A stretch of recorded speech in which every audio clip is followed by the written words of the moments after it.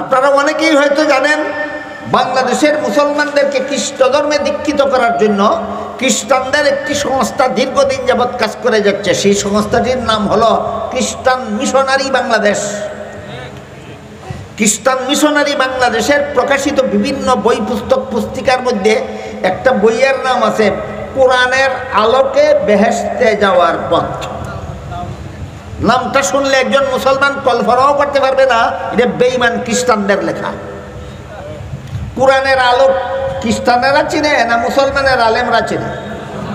বেহেশতে যাওয়ার পথ খ্রিস্টানেরা জানে না মুসলমান আলেমরা জানে? বান্দরেরা এমন কৌশল করে নাম রাখছে, নাম দেখে যেন মুসলমান আলেমের লেখা মনে করে বইটা যেন পড়লে এই বইয়ের লেখার ধারাবাহিকতা তাকে টেনে টেনে খ্রিস্ট ধর্মের দিকে নিয়ে যায়। এইরকম একটা শয়তানি বইয়ের নাম কোরআনের আলোকে বেহেশতে যাওয়ার পথ। এই বইয়ে তারা লিখেছে প্রথম মানুষ আদম। শুধু প্রথম মানুষ না, প্রথম নবীও? হ্যাঁ, প্রথম নবী, প্রথম মানুষ আদম, প্রথম পাপিষ্ট। বাংলা ভাষায় বলে পাপিষ্ট, ফার্সি ভাষায় বলে গুনাহগার, আরবি ভাষায় বলে আসি। আরবি ভাষায় বলে আসি, ফার্সি ভাষায় গুনাহগার, বাংলা ভাষায় পাপিষ্ট।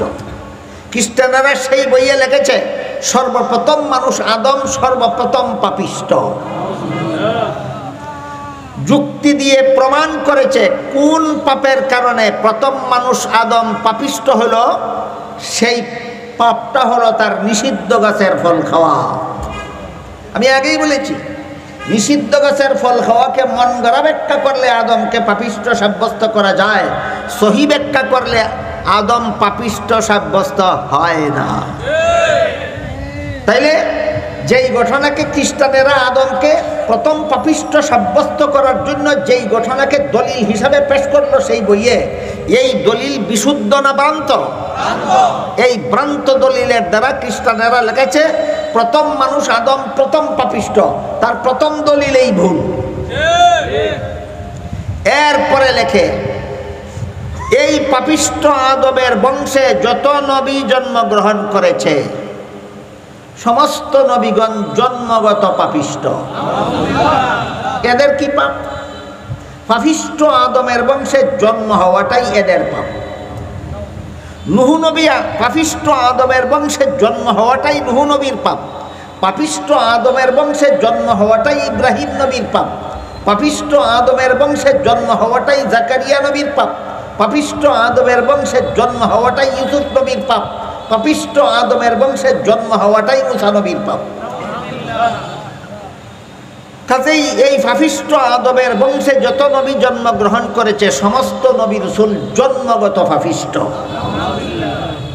আমি আপনাদের জিজ্ঞেস করি, বাপ যদি পাপিষ্ট হয় তাহলে তার ঘরে জন্মগ্রহণকারী শিশু বাচ্চাটাও কি জন্মগত পাপিষ্ট হয়?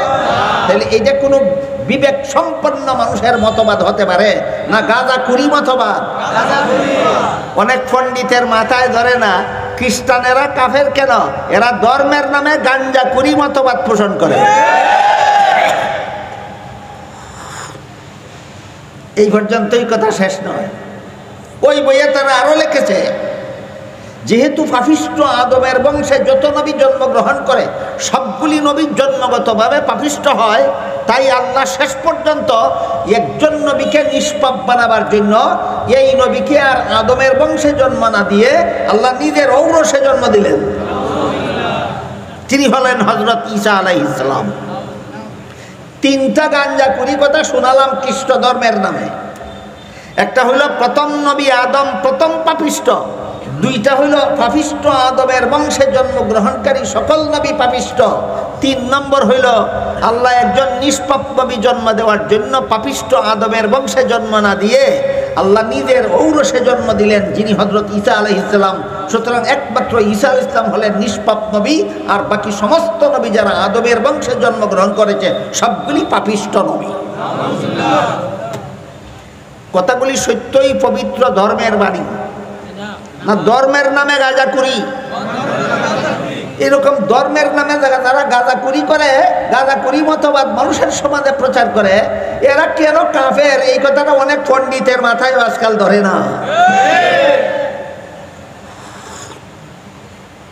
আরো দু একটা গাঁজাখুরি কথা শোনাবো।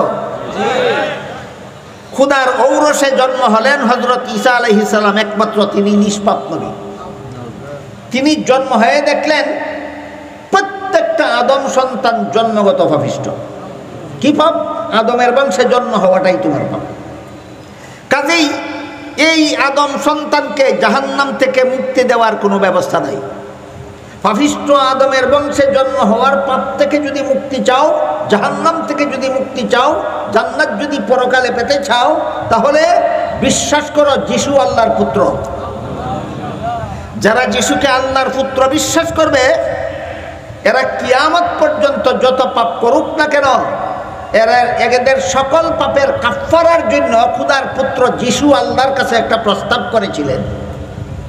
খুদার পুত্র যিশু আল্লাহর কাছে প্রস্তাব করেছিলেন, হে আল্লাহ, তোমার শত্রুদেরকে সুযোগ করে দাও, তারা যেন আমাকে শুলিতে চড়িয়ে হত্যা করে, আর এই শুলিতে চড়ে নিহত হওয়ার কারণে আমার যতটুকু কষ্ট হবে, এর বিনিময়ে কিয়ামত পর্যন্ত যে সমস্ত মানুষ বিশ্বাস করবে আমি খুদার পুত্র, এরা দুনিয়াতে যত অপকর্ম করুক না কেন, সকল অপকর্মের পাপের কাফফারা হয়ে যাবে।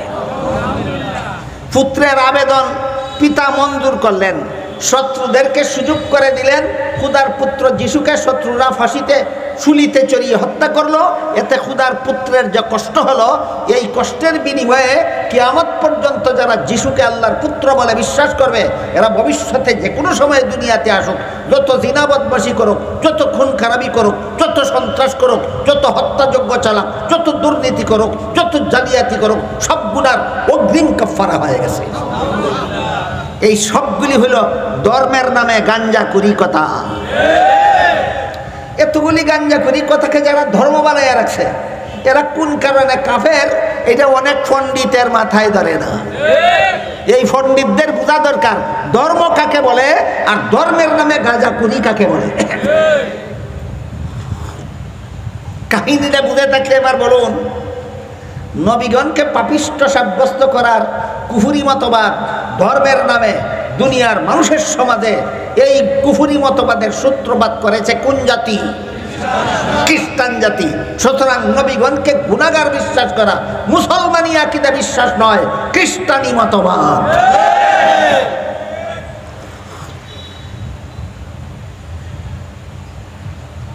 আমরা যারা মন গড়া ব্যাখ্যা মতে নবী বিশ্বাস করি না, আমরা সহি ব্যাখ্যা মতে নবী বিশ্বাস করি, তারা এতক্ষণের কথা আমার বুঝে থাকলে এবার বলুন, কতজন নবী আছেন গুনাহগার? একজন।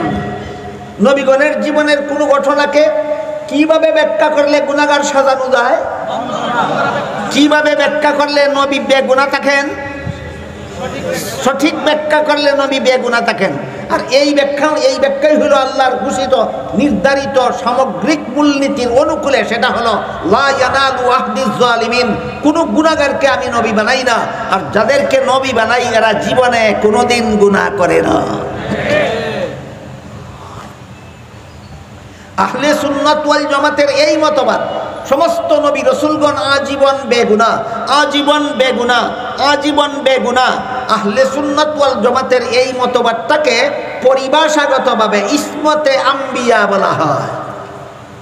আহলে সুন্নাত ওয়াল জামাতের এই মতবাদটাকে পরিভাষাগতভাবে কি বলা হয়? ইসমতে আম্বিয়া বলা হয়। আহলে সুন্নাত ওয়াল জামাতের আরেকটা বিশুদ্ধ মতবাদ আছে, সেই মতবাদটাকে পরিভাষাগতভাবে আদালতে সাহাবা বলা হয়। কি বলা হয়? আদালতে সাহাবা। মন গড়া ব্যাখ্যার দ্বারা বিভিন্ন নবীকে গুনাহগার সাব্যস্ত করা যায়। আমার কথা বুঝে থাকলে বলুন, বিশুদ্ধ ব্যাখ্যার দ্বারা কোন নবী গুনাহগার সাব্যস্ত হন না মন গড়া ব্যাখ্যার দ্বারা? মন গড়া ব্যাখ্যা। যেমন হযরত আদম আলাইহিস সালামকে আল্লাহ জান্নাতে দিয়ে বলেছিলেন সব গাছের ফলমূল খাওয়ার অনুমতি আছে আপনার, কিন্তু একটি গাছ চিহ্নিত করে দিয়ে বলেন এই গাছের ফল খাবেন, দূরের কথা এর ধারে কাছেও যাবেন না। ঘটনাটা কি আজকে নতুন শুনলেন না জীবনে আরো শুনেছেন?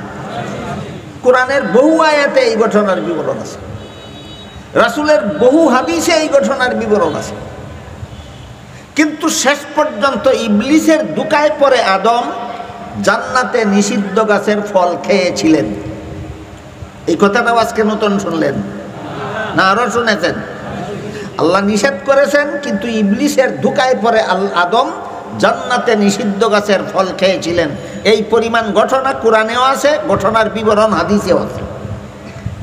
ঘটনাটাকে যদি আপনি মন গড়াভাবে ব্যাখ্যা করেন, তাহলে ব্যাখ্যাটা এভাবে করতে পারেন যে আল্লাহর আদেশ নিষেধ লঙ্ঘন করলেই গুনাহ হয়, আর আদম তো লঙ্ঘন করলেনই, সুতরাং আদম বেগুনা রইলেন না, আদম গুনাহগার হয়ে গেলেন। এইভাবে ব্যাখ্যা করতে পারেন। আমি একটু সময়ের জন্য আপনার মন গড়া ব্যাখ্যাটা গ্রহণ করে নিলাম। আল্লাহর আদেশ নিষেধ লঙ্ঘন করলেই গুনাহ হয়, আর আদম প্রথম নবী, প্রথম মানুষ, তিনি তো আল্লাহর একটা নিষেধ লঙ্ঘন করলেনই, কাজে আল্লাহর নিষেধ লঙ্ঘন করে আদম গুনাহগার হয়ে গেলেন। এই আপনার মন গড়া ব্যাখ্যাটা আমি একটু সময়ের জন্য গ্রহণ করে নিলাম। এবার বলুন, এই ব্যাখ্যাটা গ্রহণ করলে আল্লাহর সামগ্রিক মূলনীতিটা বজায় থাকে না লঙ্ঘন হয়? পরিষ্কার হয়ে গেল তোমার ব্যাখ্যাটা মন গড়া। তোমার আদম নবীর ব্যাপারে এই ঘটনার যে ব্যাখ্যা তুমি করেছ, সেই ব্যাখ্যা আল্লাহর সামগ্রিক মূলনীতির পরিপন্থী, সুতরাং এই ব্যাখ্যা ভ্রান্ত ব্যাখ্যা। এই ব্যাখ্যা কেমন ব্যাখ্যা? ভ্রান্ত ব্যাখ্যা। অথবা কোরআনে অথবা হাদিসে কোনো নবীর নামের সাথে যদি গুনাহ শব্দটা পাওয়া যায়, আর সেখানে যদি গুনাহ শব্দকে তার মূল অর্থেই আপনি ব্যবহার করেন, আবারও আপনার এই অর্থটা আল্লাহর সামগ্রিক মূলনীতির বিরুদ্ধে যায়। সুতরাং কোরআনের কোনো শব্দের এমন অর্থ গ্রহণ করা মন গড়া যেটা আল্লাহর সামগ্রিক মূলনীতির পরিপন্থী হয়, কোনো নবীর জীবনের কোনো ঘটনাকে এমনভাবে ব্যাখ্যা করা যে ব্যাখ্যা আল্লাহর নির্ধারিত সামগ্রিক মূলনীতির বিরুদ্ধে যায়, এই অর্থও মন গড়া, এই ব্যাখ্যাও মন গড়া। তাহলে প্রশ্ন জাগে, তাহলে আদমের নিষিদ্ধ গাছের ফল খাওয়ার ঘটনার সহি ব্যাখ্যা কোনটা? যে ব্যাখ্যা করলে আদম গুনাহগার সাব্যস্ত হয়, সেটা সহি ব্যাখ্যা না মন গড়া ব্যাখ্যা? মন গড়া ব্যাখ্যা।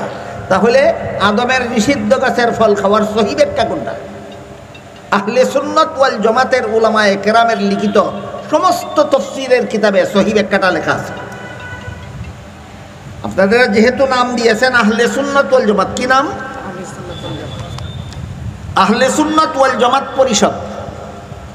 এই জন্য আহলে সুন্নাত ওয়াল জামাত এই ব্যাপারে একটু পরিষ্কার একটু ধারণা আমাদের সকলের থাকা দরকার। আমরা যে 6টি কথা বিশ্বাস করে মুমিন মুসলমান বলে গণ্য হয়েছি আল্লাহর দৃষ্টিতে, এক হাদিসে উল্লেখ আছে, জিবরিল ফেরেশতা রাসূলকে জিজ্ঞাসা করেছিলেন, মাল ঈমান, ঈমান কাকে বলে? রাসূল জবাবে বলে দিয়েছেন, 6টি কথা বিশ্বাস করার নাম ঈমান।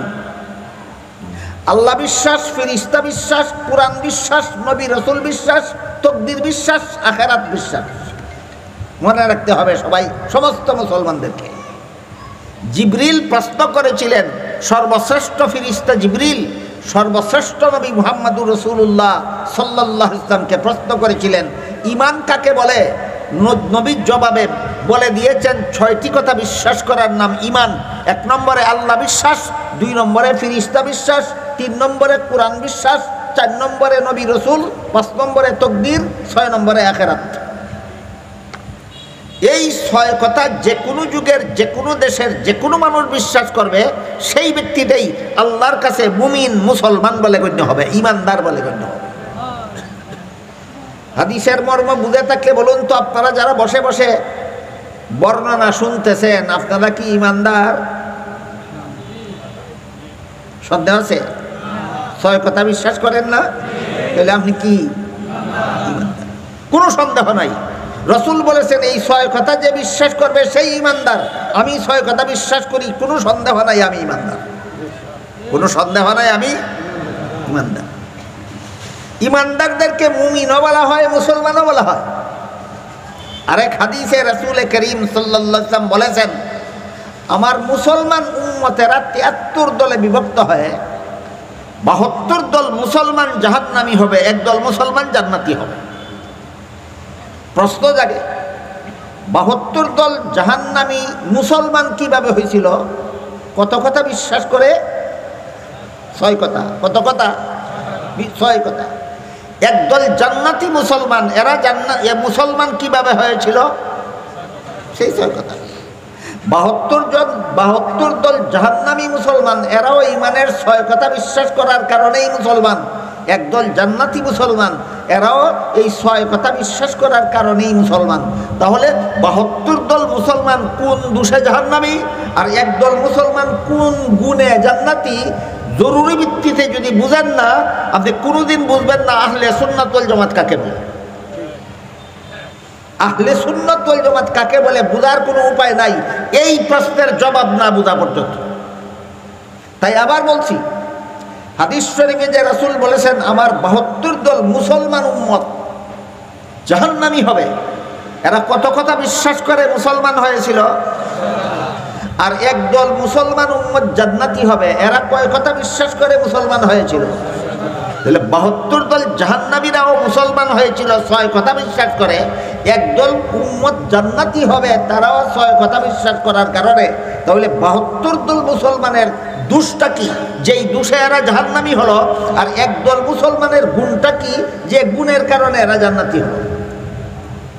এই প্রশ্নের জবাব না জানা পর্যন্ত জীবনে কোনোদিন আহলে সুন্নাত ওয়াল জামাত চিনতে পারবেন না।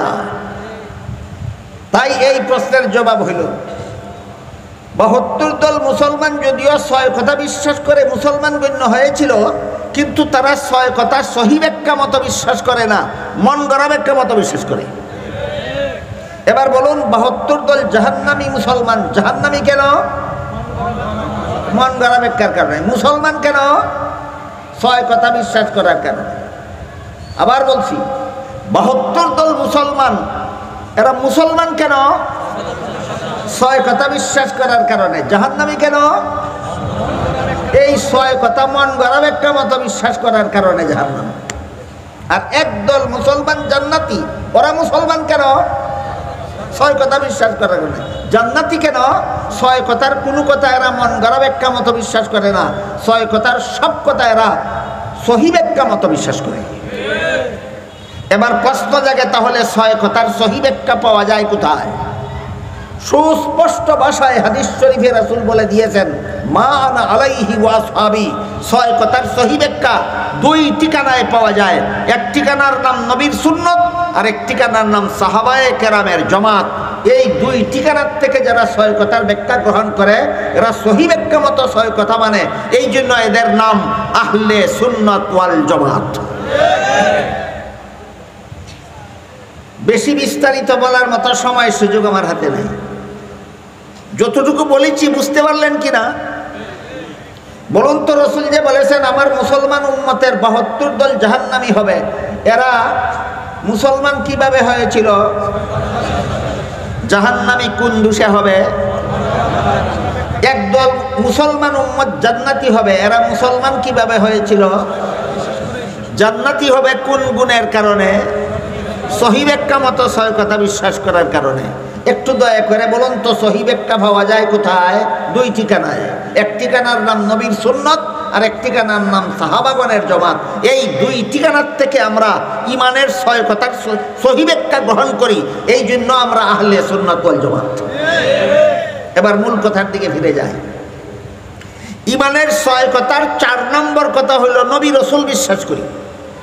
1 নম্বরে আল্লাহ বিশ্বাস করি, 2 নম্বরে ফেরেশতা বিশ্বাস করি, 3 নম্বরে আসমানি কিতাব তথা কুরআন বিশ্বাস করি, 4 নম্বরে নবী রাসূল বিশ্বাস করি। বুঝে থাকলে একটু দয়া করে বলুন তো ইমানের 6 কথার 4 নম্বর কথাটা কি? নবী রাসূল। এবার বলেন নবী রাসূল মন গড়া ব্যাখ্যা মতো বিশ্বাস করবেন না সুন্নতে রাসূল আর জামাতের সাহাবার ব্যাখ্যা মতো? তখন আপনি হবেন আহলে সুন্নাতের জামাত। নবী রাসূল বিশ্বাস করি মন গড়া ব্যাখ্যা মতো নয়, নবী রাসূল বিশ্বাস করি আমি সহি ব্যাখ্যা মতো। সুতরাং আদমের নিষিদ্ধ গাছের ফল খাওয়া, মনে আছে প্রসঙ্গ? আদমের নিষিদ্ধ গাছের ফল খাওয়াকে যদি আপনি মন গড়া ব্যাখ্যা করেন, তাহলে বলতে পারবেন আল্লাহর আদেশ নিষেধ লঙ্ঘন করলেই গুনাহ হয়, আর আদম তো লঙ্ঘন করলেন ওই, সুতরাং আদম গুনাহগার হইলেন। এটা মন গড়া ব্যাখ্যা। এই ব্যাখ্যা গ্রহণ করলে নবীগণের বেলায় আল্লাহর সামগ্রিক মূলনীতি বজায় থাকে না, লঙ্ঘন হয়। সুতরাং এই ব্যাখ্যা মন গড়া ব্যাখ্যা, এটা নবীগণ সম্পর্কে ভ্রান্ত ব্যাখ্যা। আপনি যদি এই ব্যাখ্যা মতো নবী বিশ্বাস করেন, আপনি মুসলমান কিন্তু নির্ভেজাল মুসলমান নন, আপনার ইসলামে ভেজাল আছে। এই জন্য বলেছিলাম আহলে সুন্নাত ওয়াল জামাতের মুফাসসিরিন কেরাম তাফসীরের কিতাবে আদমের নিষিদ্ধ গাছের ফল খাওয়ার সহিহ ব্যাখ্যা করেছেন। একাধিক সহিহ ব্যাখ্যা আছে, এর মধ্যে একটা সহিহ ব্যাখ্যা এবার আপনাদের শোনাই। একটা সহিহ ব্যাখ্যা হলো, মানুষের কোনো কাজের দ্বারা সওয়াব হয় অথবা কোনো কাজের দ্বারা গুনাহ হয় দুনিয়ার জীবনে, জান্নাতি জীবনে নয়। মানুষের কোনো কাজে সওয়াব হয়, কোনো কাজে গুনাহ হয় কোন জীবনে?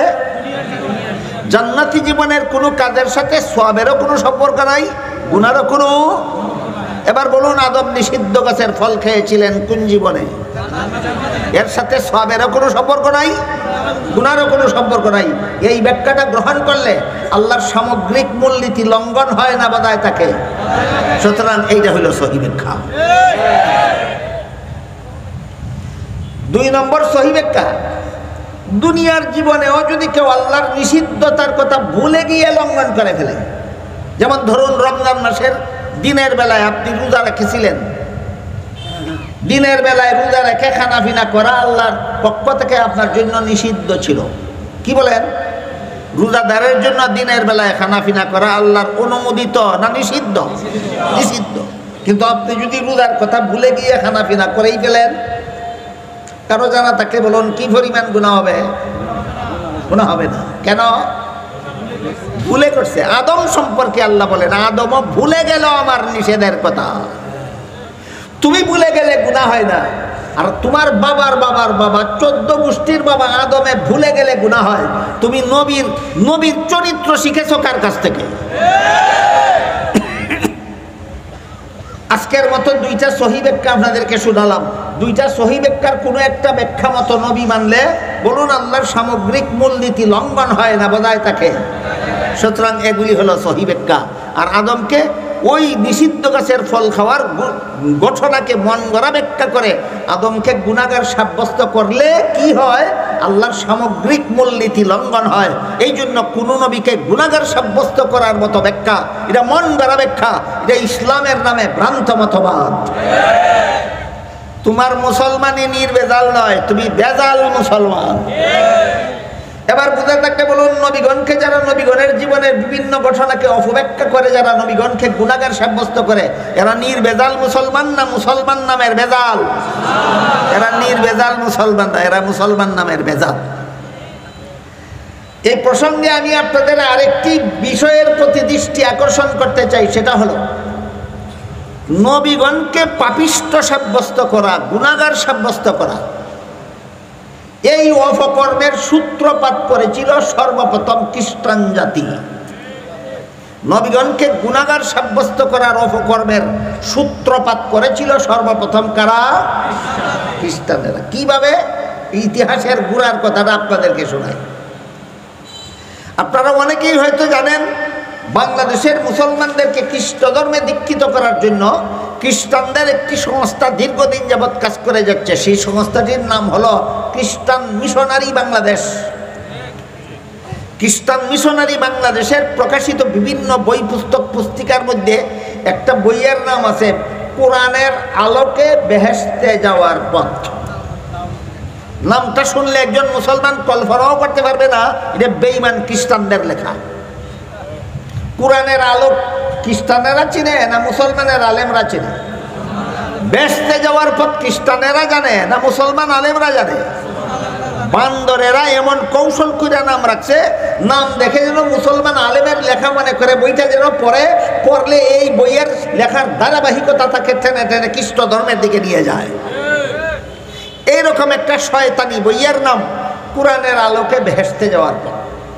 এই বইয়ে তারা লিখেছে প্রথম মানুষ আদম। শুধু প্রথম মানুষ না, প্রথম নবীও? হ্যাঁ, প্রথম নবী, প্রথম মানুষ আদম। প্রথম পাপিষ্ট। বাংলা ভাষায় বলে পাপিষ্ট, ফার্সি ভাষায় বলে গুনাহগার, আরবি ভাষায় বলে আসি।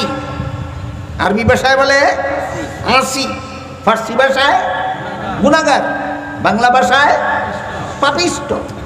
খ্রিস্টানেরা সেই বইয়ে লিখেছে সর্বপ্রথম মানুষ আদম সর্বপ্রথম পাপিষ্ট। যুক্তি দিয়ে প্রমাণ করেছে কোন পাপের কারণে প্রথম মানুষ আদম পাপিষ্ট হলো। সেই পাপটা হলো তার নিষিদ্ধ গাছের ফল খাওয়া। আমি আগেই বলেছি, নিষিদ্ধ গাছের ফল খাওয়াকে মন গড়া ব্যাখ্যা করলে আদমকে পাপিষ্ট সাব্যস্ত করা যায়, সহি ব্যাখ্যা করলে আদম পাপিষ্ট সাব্যস্ত হয় না। তাইলে যেই ঘটনাকে খ্রিস্টানেরা আদমকে প্রথম পাপিষ্ট সাব্যস্ত করার জন্য যেই ঘটনাকে দলিল হিসাবে পেশ করলো সেই বইয়ে, এই দলিল বিশুদ্ধ না ভ্রান্ত? এই ভ্রান্ত দলিলের দ্বারা খ্রিস্টানেরা লিখেছে প্রথম মানুষ আদম প্রথম পাপিষ্ট। তার প্রথম দলিল এই ভুল। এরপরে লেখে এই পাপিষ্ট আদমের বংশে যত নবী জন্মগ্রহণ করেছে সমস্ত নবীগণ জন্মগত পাপিষ্ট। এদের কি পাপ? পাপিষ্ট আদমের বংশে জন্ম হওয়াটাই এদের পাপ। নুহু নবী পাপিষ্ট আদমের বংশে জন্ম হওয়াটাই নুহু নবীর পাপ। পাপিষ্ট আদমের বংশে জন্ম হওয়াটাই ইব্রাহিম নবীর পাপ। পাপিষ্ট আদমের বংশে জন্ম হওয়াটাই জাকারিয়া নবীর পাপ। পাপিষ্ট আদমের বংশে জন্ম হওয়াটাই ইউসুফ নবীর পাপ। পাপিষ্ট আদমের বংশে জন্ম হওয়াটাই মুসা নবীর পাপ। কাজেই এই পাপিষ্ট আদমের বংশে যত নবী জন্মগ্রহণ করেছে সমস্ত নবী রাসূল জন্মগত পাপিষ্ট। আমি আপনাদের জিজ্ঞেস করি, বাপ যদি পাপিষ্ট হয় তাহলে তার ঘরে জন্মগ্রহণকারী শিশু বাচ্চাটাও কি জন্মগত পাপিষ্ট হয়? তাহলে এটা কোনো বিবেক সম্পন্ন মানুষের মতবাদ হতে পারে না গাঁজাখুরি মতবাদ? অনেক পণ্ডিতের মাথায় ধরে না খ্রিস্টানেরা কাফের কেন, এরা ধর্মের নামে গাঁজাখুরি মতবাদ পোষণ করে। এই পর্যন্তই কথা শেষ নয়। ওই বইয়ে তারা আরো লিখেছে যেহেতু পাপিষ্ট আদমের বংশে যত নবী জন্মগ্রহণ করে সবগুলি নবী জন্মগতভাবে পাপিষ্ট হয়, তাই আল্লাহ শেষ পর্যন্ত একজন নবীকে নিষ্পাপ বানাবার জন্য এই নবীকে আর আদমের বংশে জন্ম না দিয়ে আল্লাহ নিজের ঔরসে জন্ম দিলেন। তিনি হলেন হযরত ঈসা আলাইহিস সালাম। তিনটা গাঁজাখুরি কথা শোনালাম খ্রিস্ট ধর্মের নামে। একটা হইল প্রথম নবী আদম প্রথম পাপিষ্ট, দুইটা হইল পাপিষ্ট আদমের বংশে জন্মগ্রহণকারী সকল নবী পাপিষ্ট, তিন নম্বর হইল আল্লাহ একজন নিষ্পাপ নবী জন্ম দেওয়ার জন্য পাপিষ্ট আদমের বংশে জন্ম না দিয়ে আল্লাহ নিজের ঔরসে জন্ম দিলেন, যিনি হযরত ঈসা আলাইহিস সালাম। সুতরাং একমাত্র ঈসা আলাইহিস সালাম হলেন নিষ্পাপ নবী, আর বাকি সমস্ত নবী যারা আদমের বংশে জন্মগ্রহণ করেছে সবগুলি পাপিষ্ট নবী। কথাগুলি সত্যই পবিত্র ধর্মের বাণী না ধর্মের নামে গাঁজাখুরি?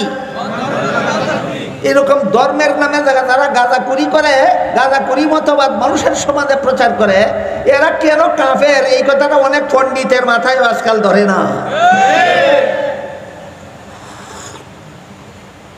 আরো দু একটা গাঁজাখুরি কথা শোনাবো। খুদার ঔরসে জন্ম হলেন হযরত ঈসা আলাইহিস সালাম, একমাত্র তিনি নিষ্পাপ নবী।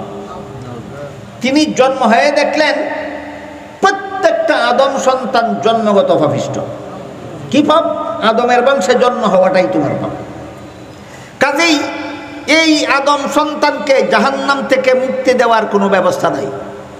পাপিষ্ট আদমের বংশে জন্ম হওয়ার পাপ থেকে যদি মুক্তি চাও, জাহান্নাম থেকে যদি মুক্তি চাও, জান্নাত যদি পরকালে পেতে চাও, তাহলে বিশ্বাস করো যিশু আল্লাহর পুত্র।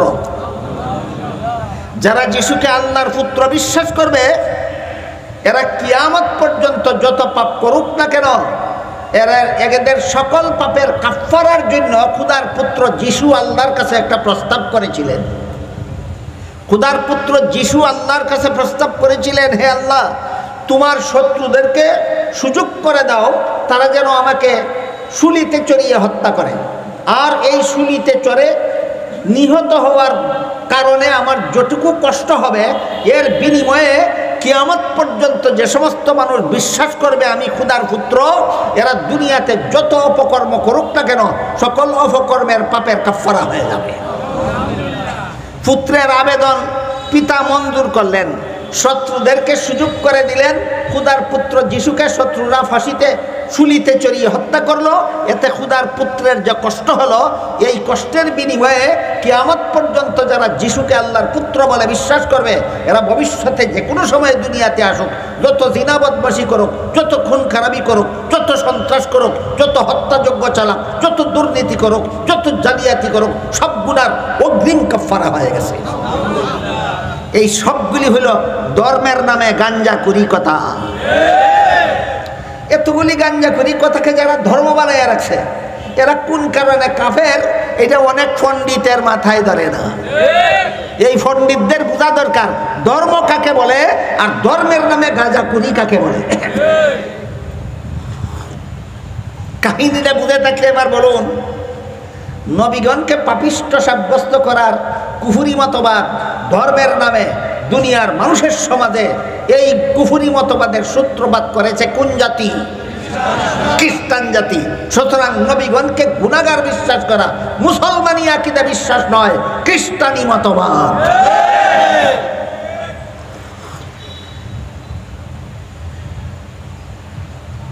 আমরা যারা মন গড়া ব্যাখ্যা মতে নবী বিশ্বাস করি না, আমরা সহি ব্যাখ্যা মতে নবী বিশ্বাস করি, তারা এতক্ষণের কথা আমার বুঝে থাকলে এবার বলুন, কতজন নবী আছেন গুনাহগার?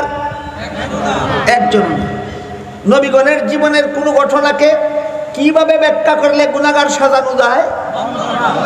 কিভাবে ব্যাখ্যা করলে নবী বেগুনাহ থাকেন? সঠিক ব্যাখ্যা করলে নবী বেগুনাহ থাকেন।